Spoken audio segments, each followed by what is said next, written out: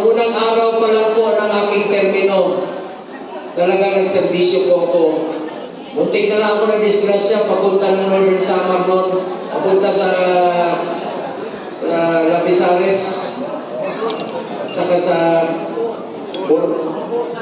Bubon, para mamigay ng tulong na muntik na yung aeroplano namin sa NAIA, hindi kami natuloy. So maraming salamat sa inyo at sa inyong pagtanggap sa amin noong 2015 ni dating Pangulong Duterte at ngayon naman noong 2019, panalo po ako sa Northern Samar. Number 6 po ako sa Northern Samar. Maraming salamat po sa inyo lahat. Alam niyo, malapit po ako sa mga taga-Northern Samar. Kasama na po ang ating mahal na Congressman Paul Daza, yung ama pa niya noon, kaibigan ko at siya. Palapakan natin Congressman Paul Daza. Sir, maraming salamat po. And of course, alam niyo, si Congressman Harris, kabats po kami yan.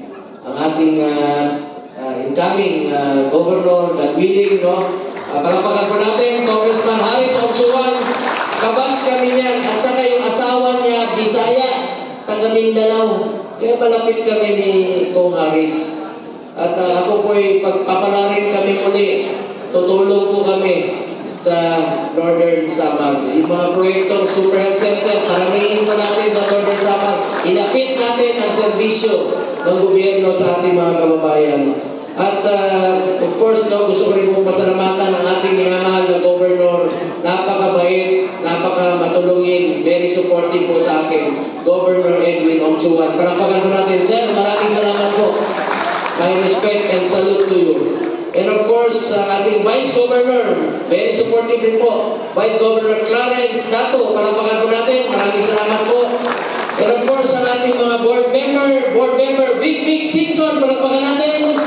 Board member Jing Layon, board member Albert Lucero, Mayor Joey Swan ng Allen, palapakan po natin. Mayor Arnel Rosales of Catarman, board member Neil po, palapakan Hernandez po. Maraming salamat po, sir. Kapatid ni Ambassador Raul to, ibigan mo rin po. And of course, gusto kong isa-isayin batiin muna at bago ko ipakilala yung mga kasamahan ko dito, no? Gusto kong batiin muna ang mga taga sino mga taga Mondragon sa inyo. Sabihin ninyo, Bisaya mo, Waray. Ako rin, Waray kwarta. Waray upay. Bisaya ako na Batanggenyo, taga Tanawan ang nanay, lola ko. Pero Bisaya kami, nag-migrate sa Mindanao, so Bisaya na Batanggenyo. Pero marami po akong kamag-anak na mga Ilonggo, kasi mga Ilonggo kamag-anak. May Ilonggo rito? Wala. Linting, may Ilonggo, pero hindi ko na. Kasi may Ilonggo, Bongo. O, yun o, pinsan! At sabi ni Congressman Paul Daza, maraming kamag-anak sa Northern Samar. Maraming ko sa Northern Samar.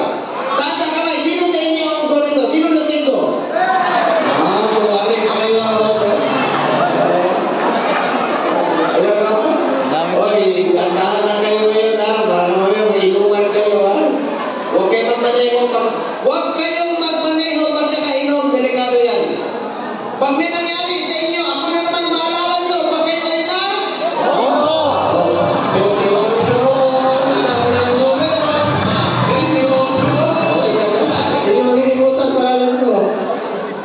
Sino mga pati mga Mondragon kasi Mondragon. O, ito. Sino mga taga-Katarman? Sos, marami sila. Yung inyong palengke, di ba nasunugan kayo? Alam niyo, nung naging senador ako, una kong pinuntahan yan, yung nasunugan sa Katarman. At ngayon, may palengke na ipinangako kong itayong palengke. Tapos ako, sa Katarman. Pumunta rin po ako dyan sa inyong hospital. Nagpalugaw kami kasama sila governor. And of course, from Lope de Vega! Waray, Bisaya! Bisaya, Waray! Ano ba? Waray, sige, Waray. From Bubon! Yun yung dapat pupunta ako nun eh. From San Jose! Bakit konti yung budget ko?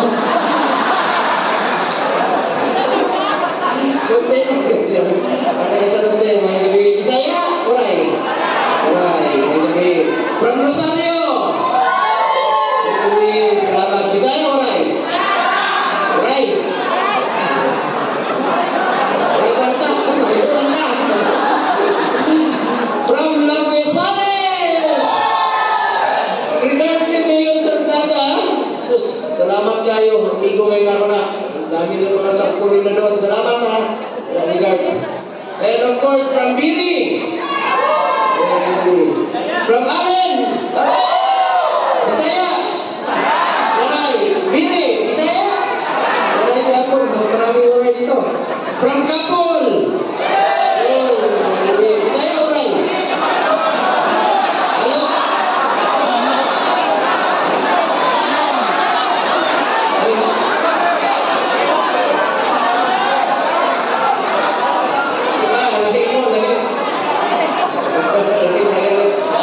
Basta Pilipino tayo lahat. From, ano na yun? Lugan? Victoria! San Antonio! Bisaya! Bisaya ako. Alam ko bakit nandiyan kayo? Magsibat na kayo. Maglakwatsa na kayo, no? From San Isidro! From San Vicente! Ay sabihin ninyo, Bisaya, waray! Bisaya, ano sila? Layo ka ng layo, ano? And of course, gusto ko rin pong pasalamatan ang ating minamahal na board member, the ever-supportive board member Arturo Dubongo. Palapakan natin ang ating Liga President. Councilor Beatriz Amante, palapakan po natin, ma'am. Councilor Maria Balasolia from San Jose, palapakan natin. Councilor Jocelyn Mercader, Councilor Joey Ardales, Councilor Miriam Carpio, Councilor Elvin Sosa, mention ko rin mga board members lahat po kanina, no? Maraming salamat po sa inyo. Other Liga Presidents, Councilor Renato Barreda, Councilor Ronnie Turla, Councilor Rustico Castillo, Councilor Al Bacolod, Councilor Clara Gremio, Councilor Eliza Castillo, Councilor Roberto Torres, Councilor Erica Joy Ligia. Maraming salamat. And PD Geraldine Makilabit ng Northern Samar. Maraming salamat po. Very supportive po ito. Thank you. At nandito rin po ang aking kaibigan. Anak ko ito, Mr. Dante Ang ng Manila Times. Si Mike Ang ng Edukasyon Party List. Ipaglalaban niyo po ang edukasyon ng ating mga anak sa Kongreso. Palampakan natin. Mike Ang, sir. Ito ka. At nandito rin po si aking kasamahan sa Senado, Nois. Unahin ko na lang muna si Senator Bato. Hindi magiging successful na labanan ang kriminalidad at ang illegal na droga sa unang termino, pagpasok pa lang ni Pangulong Duterte. Kundi dahil sa tao ito. 25 years ko na po siyang kilala. At taga niyo sa Bato, talagang maasahan niyo po ito. When it comes to peace and order at pagsiservisyo sa bayan. Senator Bato de la Rosa. At saka maraming kamag-anak si Senator Bato dito. Ayun o. Ayun o. Ayun o. Ayun pa. Kung ako, marami akong kamag-anak na yung mga lasing ko rito. Si Bato, marami. Ayun o. Ayun pa sa likod. Ayun o. Sabi ko na nga ba, maraming kamag-anak si Bato dito. At saka, sa totoo lang po, ako po ay nakikiusap po sa inyo. Tulungan po natin ang mga kasamahan ko. Mas makakatulong po ito sa inyo. Kilala ko kasi nakakatulong talaga. Panahon ng pandemya. Ako, for 6 years, umikot po ako sa buong Pilipinas.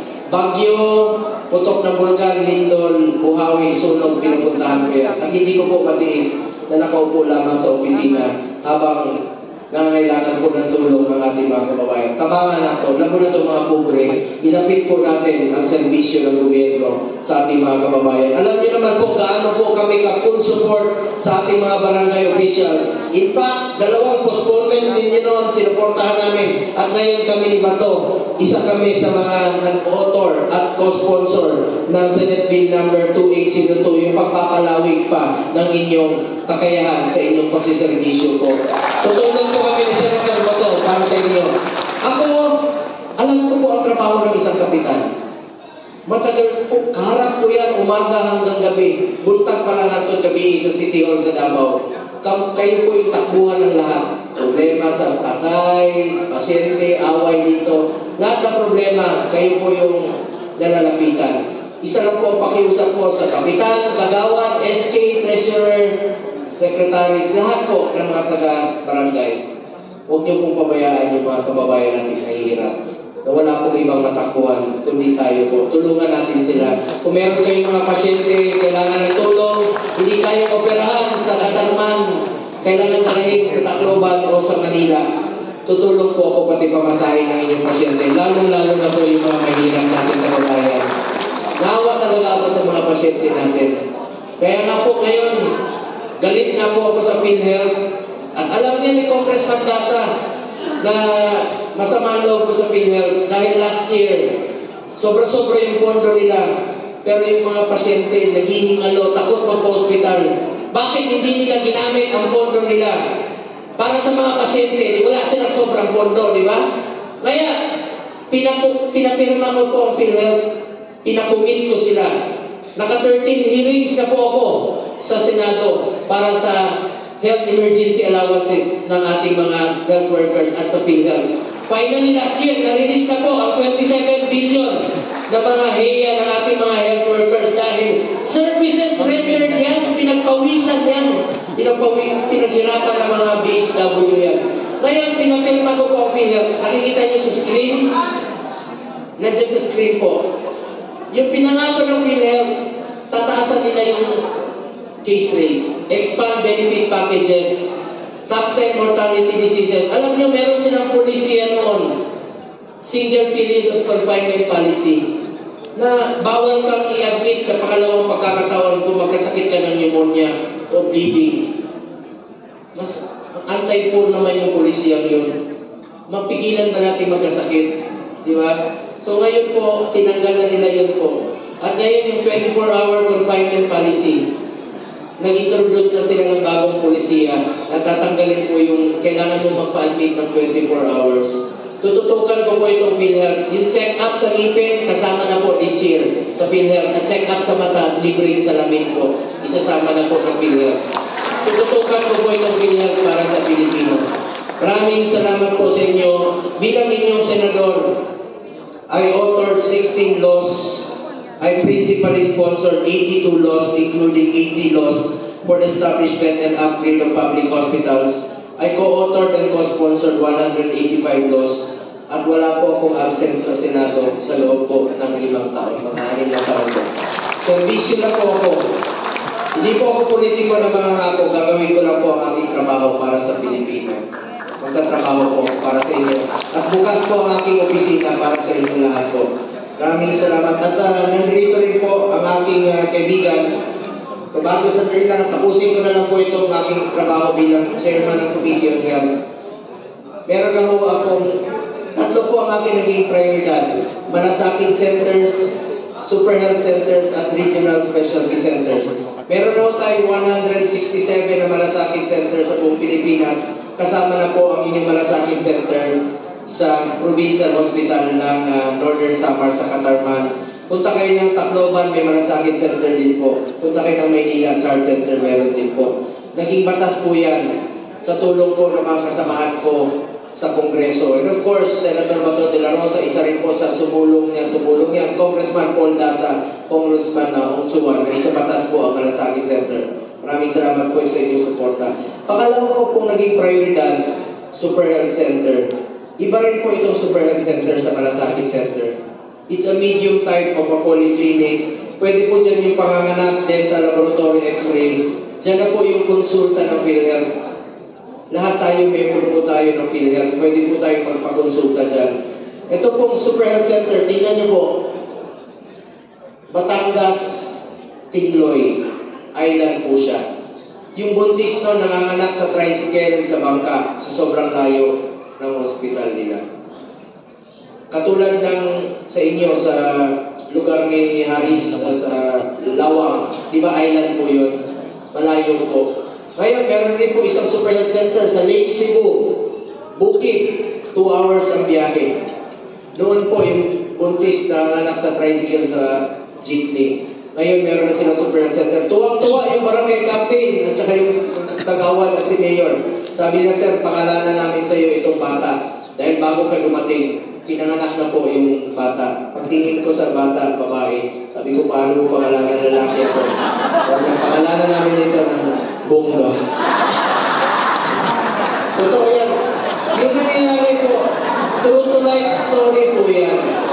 Sinishare ko lang po sa inyo na magkakaroon po ng mahigit 700 na super health center sa buong Pilipinas at kasama na po dyan ang 11 sa Northern Samar. Lapezares, San Roque, Allen, Lawang, San Isidro, Capol, Mondragon, Borbon, San Jose, Silvino Lobos, Barangay, Aguadahan, San Jose. Yan po ang mga super health center na itatayo. Ako mismo, pumunta ako ng Silvino Lobos. Sino ba taga Silvino Lobos dito? Wala? Next batch nila, next week, makikita kami. So napuntahan ko rin po yung lugar na yun. Ang layo, sinamahan ako ni Governor Ongsuan doon. So magkakaroon po ng mahigit 700 sa buong Pilipinas na super health center sa loob po ng 4 na taon.